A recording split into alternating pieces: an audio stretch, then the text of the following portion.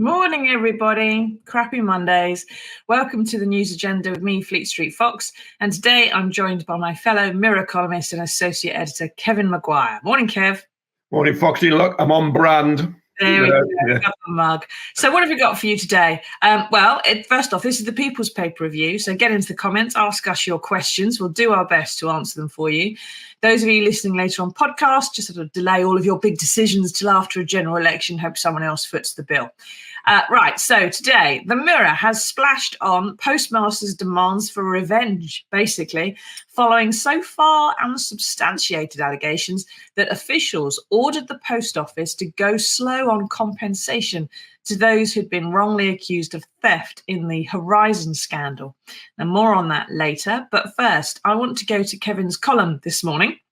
It's always full of juicy tidbits, Kevin's column. But today, Kev, you've written about Tory MPs abandoning the sinking ship as they gear up for a general election. So you've done the maths. How many exactly are off? 58 so far, but it's going to beat almost certainly going to beat the record now, which was 72 before 1997. Remember the Tony Blair landslide.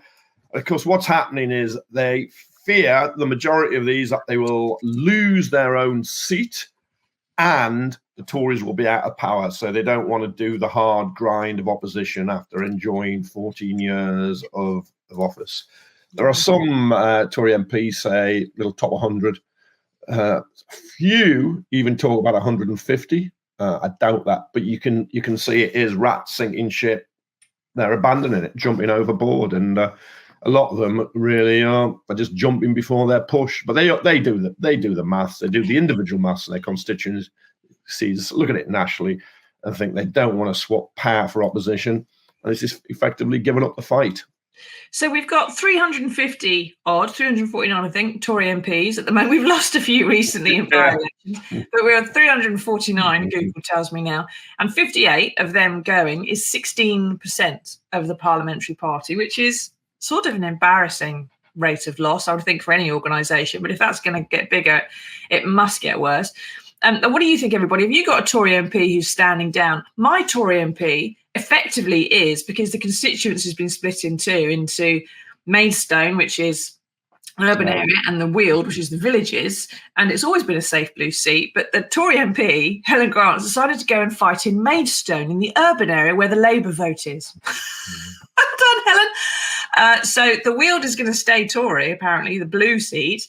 And Cummings' former mate, Katie Lamb, has been parachuted in to fight it. Well, not much fight. But Helen she's on track to lose in Maidstone. It's apparently going to go Labour, according to the last poll. So she's effectively decided to fight a losing battle somewhere. Stupid, I don't know, it's not very bright.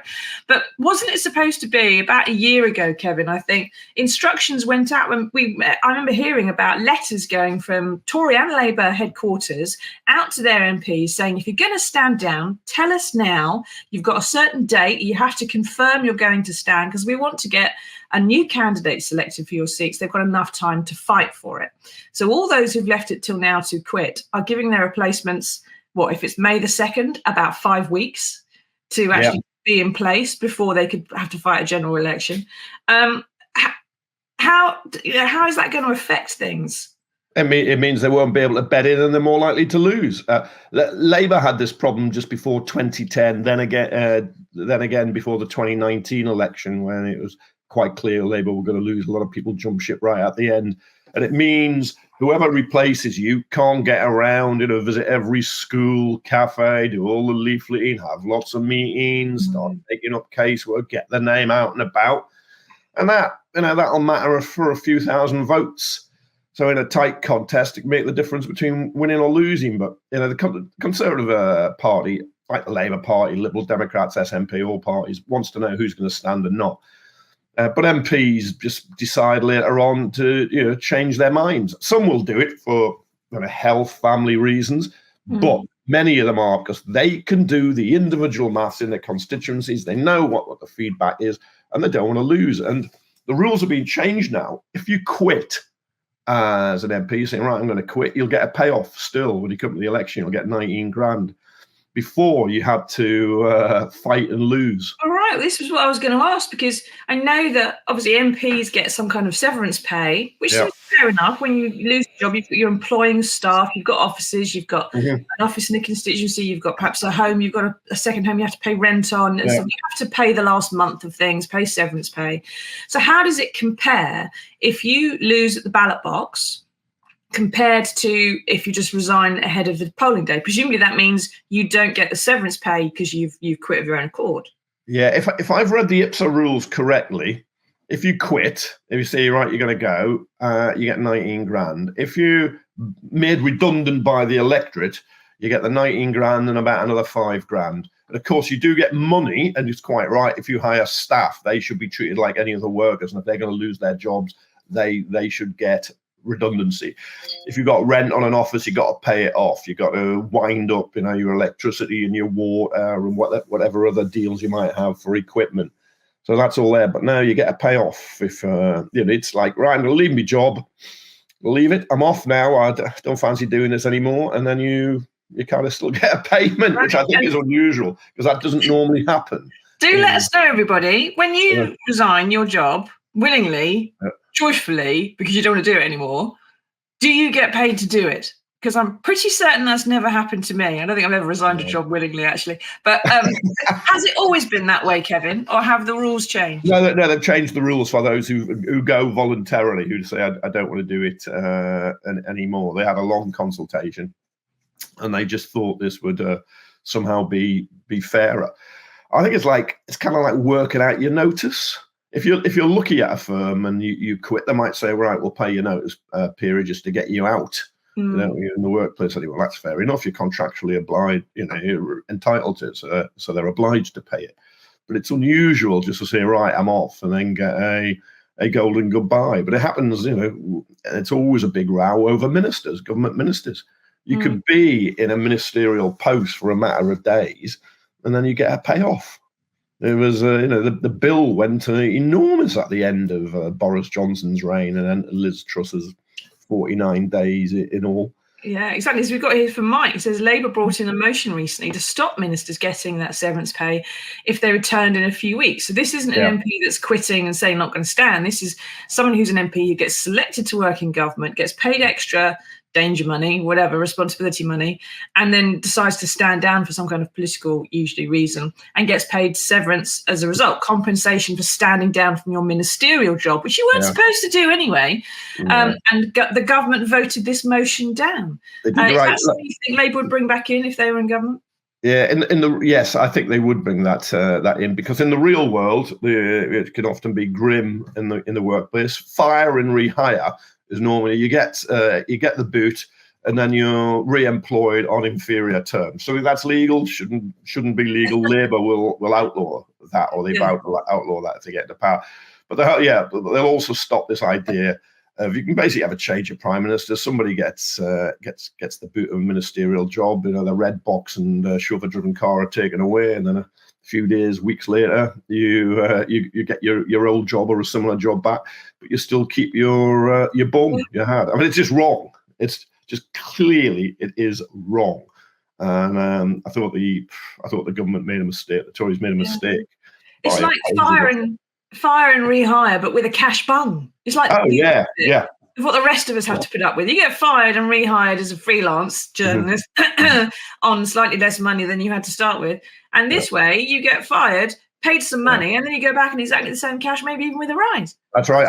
I've no objection to MPs who we vote out as the electorate, who we sack, who we make redundant, getting a payment at the end until they can try and get something else. I don't object to that. But I think if you're just saying, right, I've had enough, either I might lose my seat, or we're going to be out of government, I don't fancy opposition, or just a stage in my life, I want to do something else, or my health ain't too good, or for family reasons, I'd like a switch. I can't see why you then qualify for a payment. I just don't get that. No, this doesn't happen to anywhere else in life. Leslie says, isn't it the same as being paid a bonus for doing the job you're already being paid to do? I should think so, Leslie. So if we just get this absolutely straight, we've got 58 Tory MPs who are off at the next election, some of whom have left it till very late to say so. They may be joined by more in the next few weeks or months if Rishi hangs it out a bit. And they, as a result of changing the rules, they now, this time around, get paid 19 grand just for resigning before the election. And if they had stayed, they'd get 19 grand plus maybe another 5. So the only thing they've lost by resigning is the humiliation on polling night. Oh, to get the extra money, you have to be booted out. You have to lose. I think there were separate rules if there was a snap election and you couldn't have prepared and you decided to go. In the interest of fairness, Foxy, because you and I are always fair, there's about a dozen or so Labour MPs going. Most of them tend to be older. There's some SNP MPs also decided to call it a day. They too will qualify for the payment under the new scheme. Yeah, it does imply though, if you're in part of the government, that, and I don't know what the percentages add up is. I suspect there's more Tories off than there are as a proportion of the party than the others. It does imply you don't have much faith in the Prime Minister. Perhaps you don't want to go on the doorstep and say, vote Rishi, everybody. Well, we'll have to see, won't we, what happens in the next few weeks and months. I predicted a May the 2nd general election a little while ago, which means they've got to declare it by the 26th of March, I think, if they're going to... Is he going to make it to the 26th of March, Kev? I think he'll make it. I'm afraid I don't think you'll have that election then, because they'd get hammered. You're going to get hammered whenever they have it. Yeah, but you have another 5 months when you hope something will turn up, something will come along. You don't know what it is. And also, if you're Prime Minister, and under the system now, it's the Prime Minister who can decide. Again, we've gone back to the system, just decide when to jump in the car, go to the palace and say, I want a general election. You'd want another 5 months in power. You don't want to give up the summits and the armour-plated cars and the kudos. He hasn't got to. He can still afford the armour-plated cars, can't he? And the helicopters. He will. He won't want to give it up. That's why After May the 2nd, I think, and the local elections, he's not going to have any activists going out on the doorsteps. No, but he will be hoping inflation will come down a bit more. Britain will come out of recession. You'll get one poor soul put on a flight to Rwanda. And he'll pretend it's all so much better. And let 100 Rochdales come along and make life a misery for Keir Starmer. Yeah, well, they need to get that anti-Semitism problem sorted out, don't they? Plainly, some of the selection interviews need to be a bit more thorough. Now, let's move on to the big story of the day, the one that's setting the news agenda this week, which is the revelation over the weekend that the man who's just been sacked as head of the post office claims that he was told to go slow on compensation to those postmasters and postmistresses who were wrongly accused of theft after the Horizon computers in each branch totted up the day's takings wrongly. Now, Kevin, can you take us through this bit? Let's start at the beginning. What's this guy? It's called Henry Staunton. What's he saying exactly? He was the chief executive of the post office. He used to be a W.H. Smith. He's one of those city bods who go around picking up jobs. He claims he was fired by Kemi Badenoch, the business secretary. And he says he was asked to carry the can for the delays over the compensation scheme to postmasters, postmistresses over that Fujitsu post office Horizon IT scandal. But he'd been told by someone very senior, a civil servant, to go slow and limp to the election, so all the money isn't paid this side of the election. Now, Kemi Badenoch, who rang him up and sacked him a few Saturdays ago, says he's totally misrepresented what happened. She has a record of the call she made. An official was listening in, and he's told a pack of lies.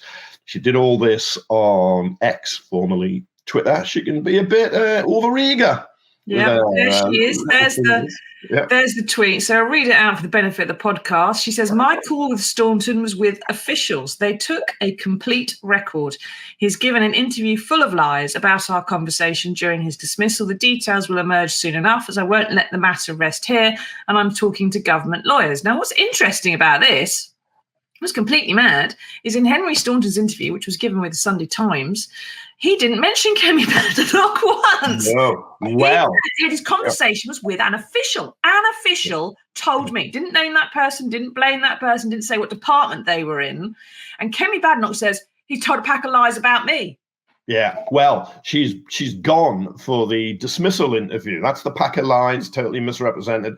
Not the bigger issue, which I think affects postmasters, postmistresses, and we'll all be more concerned in, is whether or not he was told to go slow on the compensation. That is the key bit, dare I say it, the killer bit, not where exactly why she sacked him and what she said.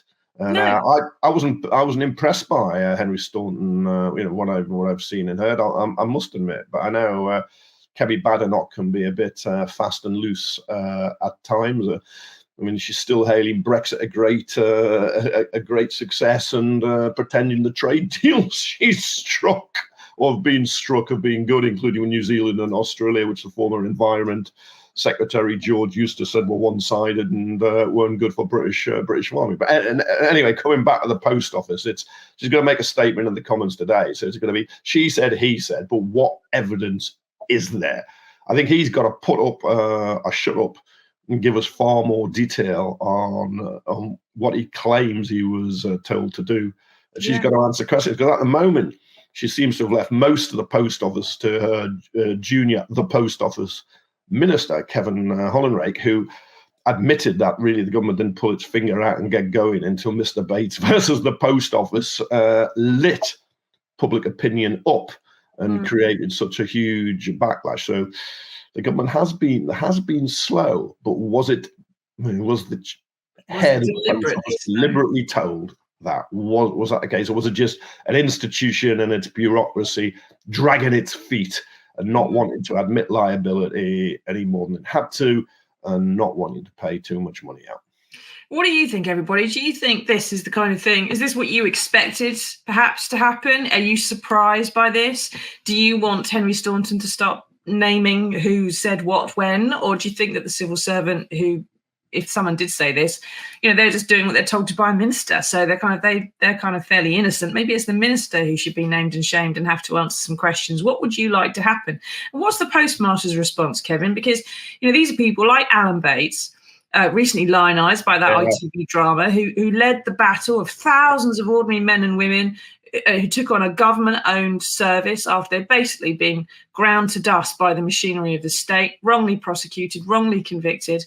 I mean, they are, I assume, not that surprised that the state is still apparently unwilling to deal fairly with them. No, and they're starting to turn against the UK Conservative government. Now, of course, the Tories had electoral interest in going after Ed Davey, the leader of the Liberal Democrats, who was the Post Office Minister at the start of the coalition government, the Conservative Liberal Democrat coalition in 2010, and dragged his feet over meeting Alan Bates, or he did meet him in the end, first minister who did. But they're turning against the Tories now, and the Mirror's got quoting Michael Radkin, whose wife was wrongly convicted, saying the government needs to be punished at the ballot box. We're now 24 years on. How long is this going to take?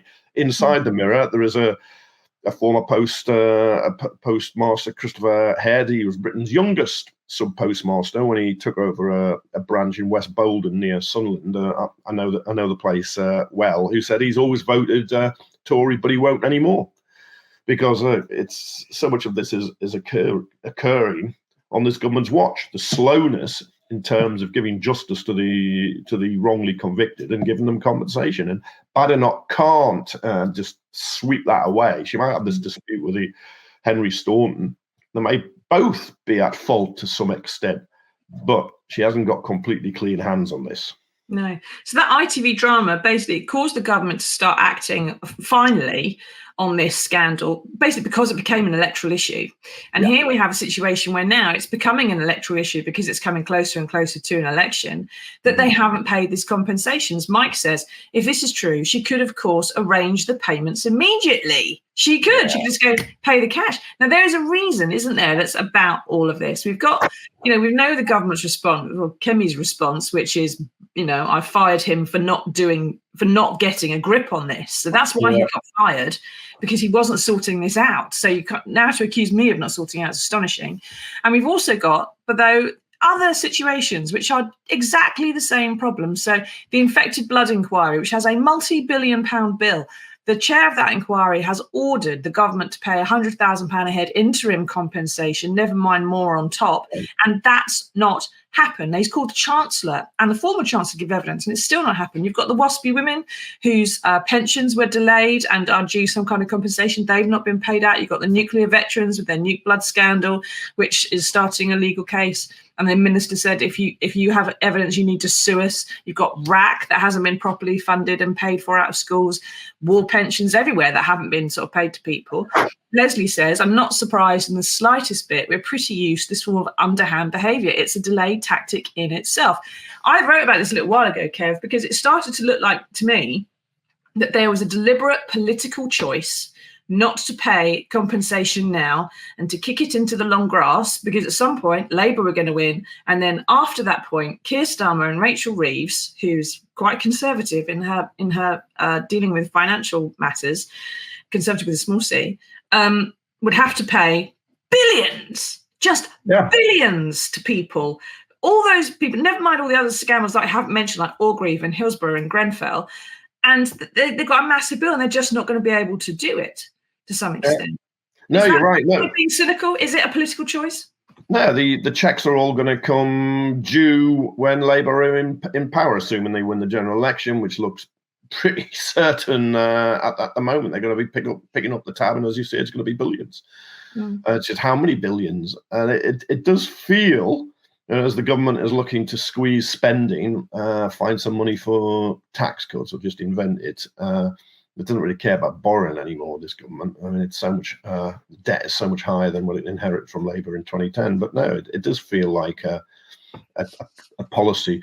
But when you were talking there, I also noticed in Badenoch's Twitter torrent, she also says the chair, Henry Staunton, was there were very serious allegations about his conduct, including blocking an investigation into that conduct. Well, what was that? Well, it sounds like a serious allegation from Kemi Badenoch. She's going to have to put up or shut up on that. Yeah. Now, HC on Twitter says, as far as the infected blood compensation not being, it should be in the budget that we're expecting next month. Without that, more victims will die waiting, and a £5 to £20 billion hole will be left in the country's finances based on HM Treasury leaks to the FT. There is a mass lobby in Parliament on the 28th of this month calling for the infected blood money to be in the budget. Lindsay says standards in government have been flushed down the toilet during the past 11 years. So what happens next with this story then, Kev? We've got Henry Staunton saying, I was told to go slow. You've got Kemi Badenoch saying, I sacked him because he was useless. You've got an inquiry which is looking into what went wrong at the time, so isn't maybe going to can't really call him because he was chief executive well after what went wrong. So could he, for example, be called to a select committee? Because it's presumably just a chat he had with someone. It was all oral. There's no record of it. Yeah. So he's going to have to give evidence under oath to make it look like. Yeah. Well, if she gets up in the House of Commons today and gives her side and makes a whole series of allegations, he's going to have to respond.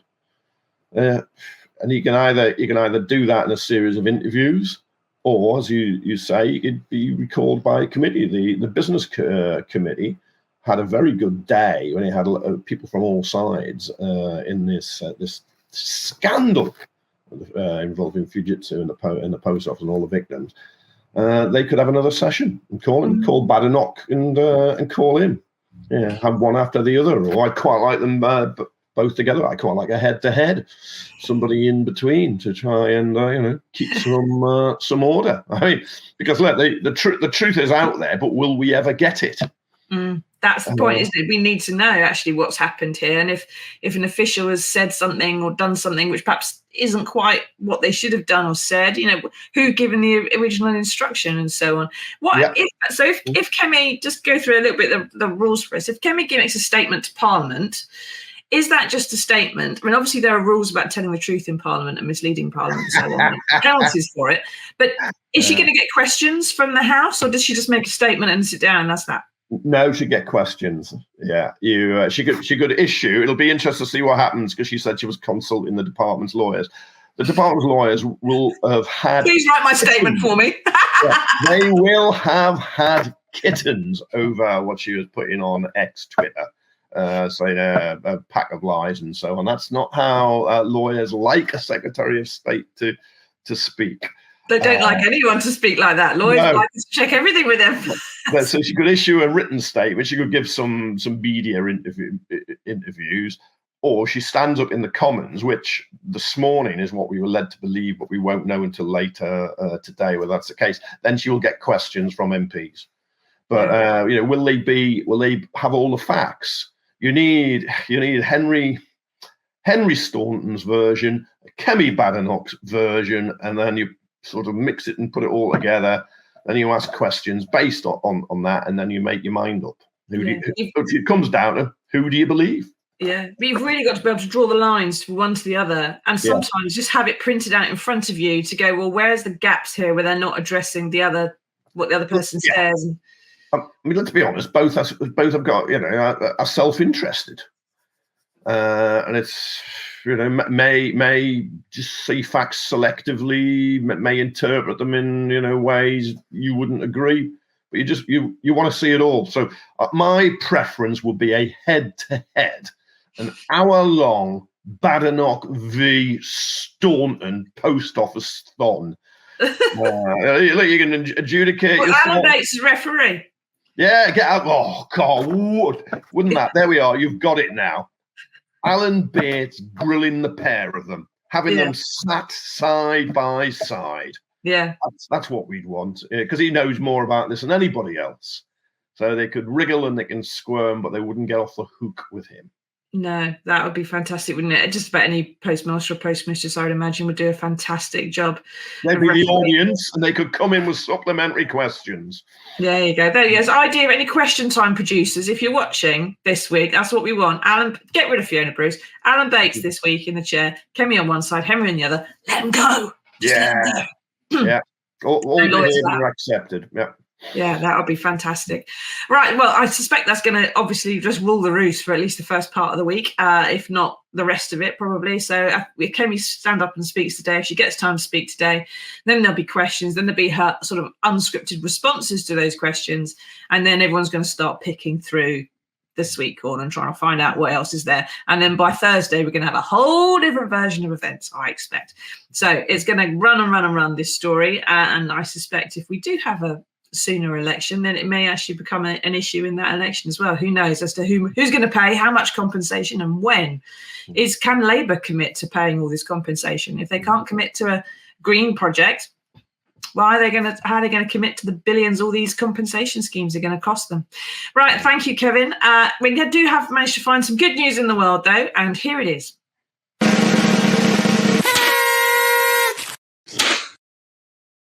Now, malaria, which is a born disease. You're all right, Kevin. It sounds like you're having a fight with someone. No, I was actually, I'm very old school. I was getting my newspaper out. There's a newspaper in the building. I know. He's actually been down the shop and bought one.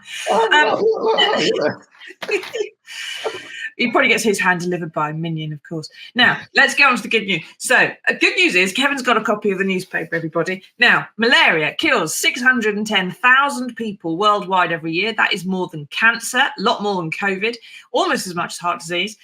Efforts been underway for a long time to reduce that number, not least because of the economic, it's a big break on economic development on countries around the world, especially a place like Africa where it's a big problem. But we've got a British expert who says it could now be wiped out in a decade after approval was given to a new vaccine that costs as little as £3 per jab. Had one a little last year or the year before, I think it was approved, but it was a bit expensive. This one is £3 a jab. And those who developed it in Oxford are saying that combined with other measures like malaria tent, anti-malaria mosquito nets, it could be eradicated totally inside 10 years, which would be amazing. Kevin, is this proof that, as with the post office, I suppose, if you put money into getting things right, then things will stop going wrong? Yeah, and you can save lives. I mean, look, anti-vaxxers should close their eyes, put their fingers in their ears and wear a tinfoil hat. Well, they do that anyway. You can make huge scientific advances, and 600,000 people a year dying of malaria is a terrible tool, a real burden. and for £3 a jab. It's absolutely brilliant. There's now 2 vaccines because there's, GlaxoSmithKline's World Health Organization in 2022 gave theirs a big tick. Now the Oxford Uni one, the R21 vaccine, big tick. And you're right. It's just you got money. We can defeat these diseases and we can save lives, and that's what we need to do. But I just think it's brilliant because that's 600,000 people. You think of what 9/11 was 3,000 people. So what it's many times that. Or 200 times that, 2,000 times that. It's a lot, isn't it? It's too early. Yeah, should I do it now? Sure. Look, I'm just writing it down. 6,000. Thinking those 610,000 you've got. How many potential leaders of their countries? How many potential? 200 times. Sorry, 200 times. 200 times a World Trade Center. How many? Brilliant champion bobsledders, whatever it might be. Yeah. All the potential of those 600,000. Yeah. It would be immense. Yeah. And actually, Foxy, just people enjoying their lives, living, working, enjoying themselves, bringing up children, doing whatever they want. It's kind of horrific. And in the UK, we've beaten many diseases, not all, of course, and we did have COVID, which was a terrible toll here. But the fact is, malaria has just gone on for too long. Yeah. And now, if we can finally beat it, finally consign it to the dustbin of history, that'll be a great moment to celebrate. Yeah, and it's not just the deaths. There's also people who have malaria and it just comes back and it affects them and they stop working and makes them ill over a lifetime and all the rest of it. So it'll be amazing. And it's fantastic that it's coming out of Oxford, and it's the second vaccine I think we've produced, and it's going to get cracked at some point, possibly not under this government, because they won't put the right money in it or anything, will they? Nothing at all. Still waiting for Rishi Sunak to meet the nuclear veterans. Won't even sit down and have a conversation, cup of tea with them. He's not even paying for that. Still. Yeah, it's kind of, you begin on a little, right, I say a little issue, and it's a big issue for them. It's a big issue for you because you're campaigning, but in the grand scheme of things, lots of other issues. But if you can't find time to see former service personnel who were used as guinea pigs and have been treated badly by successive governments, I think it just shows you, you shouldn't be Prime Minister. No. If Keir Starmer gets in there, I'm sure you will demand a meeting, but he should meet them. It's all about righting an historic wrong. Yeah, and there are ways of doing it that doesn't cost billions of pounds. It's just getting it right. Getting the Treasury to sign something off for all these people, for the WASPy women, for the infected blood scandals, and just going, you know what, let's just do this. Because actually, what happens is you pay that money out in compensation to someone, they go and spend it in the economy, and the economy grows, and they get another house, and they get another car, and all these other things happen, and it's the government then gets tax back on it. And the bills will be big for infected blood, contaminated blood, and even bigger for the WASPy women. But if people were treated badly or shortchanged, cheated, they should be compensated. It's just quite simple. There's a way of doing it. Yeah. Otherwise, it only gets bigger and bigger and more expensive, of course. Yeah. A bit like HS2. If you don't sort it out early, it gets worse. Right. Thank you, Kevin, for taking us through all that. Thank you, everyone, for your taking part.